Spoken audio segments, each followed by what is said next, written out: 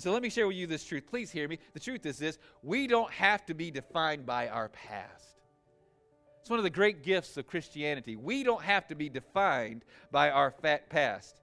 You see, God's gift to every Christian is found in Philippians 3:13 and 14. He says, forgetting what is behind and straining to what is ahead, I press on toward the goal to win the prize for which God has called me heavenward.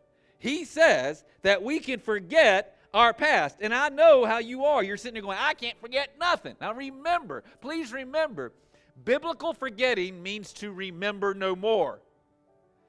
Biblical forgetting means to remember no more. We see it in Hebrews 10:17. God says, their sins and lawless acts I will remember no more. What does that mean? He is omniscient. He knows everything. But what that means is this: whenever the devil tempts him to remember what Viviana did last week, God says, we've dealt with that. I'm going to remember that no more.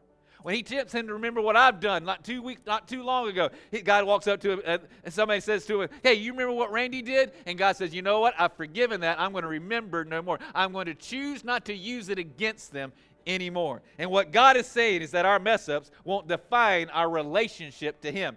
Every Christian can stop being defined by their failures as a mother. Every Christian can stop being defined by their failures as a husband. Every Christian can stop being defined by the failures of others, their parents, their culture, their community, and start being known as a child of God. You see, some of you, if you are truly saved, it is needless for you to be stopped. You're saying, Randy, how do I know if I've been defined by my past? Well, let me ask you something. Walk up to 5 people and ask them to tell you what they think about when they think of you. Because this is what they're going to tell you. They're going to tell you what comes out your mouth and how you act all the time. Some of you are defined by your divorce. Some of you are defined by your singleness. Some of you are defined by your stupid, dumb child. Some of you are defined by your finances. Some of you are defined by whatever.